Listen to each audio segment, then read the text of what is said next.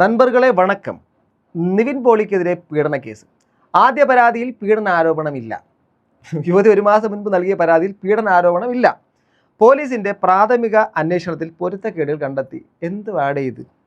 ഇപ്പം നിവിൻ പോളി ആയിക്കോട്ടെ, ഏതൊരു വ്യക്തി ആയിക്കൊണ്ട് പോട്ടെ, ഒരു സ്ത്രീയെ അവരെ പീഡിപ്പിച്ചിട്ടുണ്ടെങ്കിൽ അവർക്ക് നീതി ലഭിക്കണം. തീർച്ചയായിട്ടും വേണം. നമ്മുടെ ഒരു ജെന്യൂൻ കോസിന് വേണ്ടിയിട്ട് തീർച്ചയായിട്ടും ആ ഒരു പീഡനത്തിന് ആരാണോ ആ പീഡിപ്പിച്ചിട്ടുള്ള അവർക്കെതിരെ ശക്തമായ നടപടികൾ എടുക്കണം. എന്നാൽ ഒരു മാസത്തിന് മുമ്പ് കൊടുത്ത പരാതിക്കകത്ത് പീഡനമില്ല, ഒരു മാസത്തിന് ശേഷം വരുമ്പോൾ അതിനകത്ത് പീഡനം കുത്തിക്കയറ്റുന്നത് എന്തുവാണ് ഇത്? ആക്ച്വലി നമ്മുടെ സിസ്റ്റം, നമ്മുടെ നിയമത്തിനെ എന്ത് നൈസായിട്ടാണ് വളച്ചൊടിക്കുന്നത് അല്ലേ? അതായത് ഒരു ജെന്യൂനായിട്ടുള്ള പല ആൾക്കാർക്കും ഈ ഒരു കാരണത്താൽ നീതി നിഷേധിക്കപ്പെടുകയും സമൂഹം പോലും തെറ്റിദ്ധരിക്കുകയും ചെയ്യും. ചില ആൾക്കാർ ഇതുപോലെ തന്നെ വളച്ചൊടിച്ചുകൊണ്ട് മറ്റുള്ളവരെ എന്തെങ്കിലും തരത്തിൽ ടാർണിഷ് ചെയ്യാൻ വേണ്ടി ശ്രമിക്കുമ്പോൾ ഇനി ഒരു ആൾക്കെതിരെ ഒരു പീഡന പരാതി എന്നുള്ള സംഭവം വന്നാൽ ആ സമൂഹം മൊത്തം അയാളെ മാറ്റി നിർത്തും.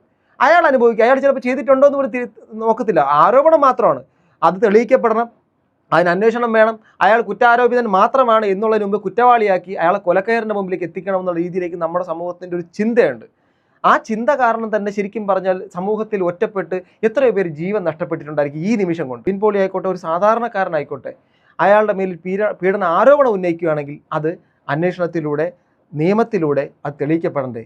അതിനു മുമ്പ് ആ വ്യക്തി അങ്ങ് സമൂഹം മൊത്തം നിഷ്കാസനം ചെയ്ത് നശിപ്പിച്ച് നാമാവശേഷമാക്കി. സമൂഹത്തിനൊരു പൊതുബോധം ഉണ്ടല്ലോ, അതായത് ഒരാൾക്കെതിരെ ഒരു സംഭവം വന്നു കഴിഞ്ഞാൽ ഒരുമിച്ച് കല്ലെറിയാമെന്നുള്ള സംഭവം എന്താണെന്ന് ചിന്തിക്കത്തില്ല. അയാൾ വീഴണം, അത് മാത്രമേ ചിന്തിക്കുകയുള്ളൂ.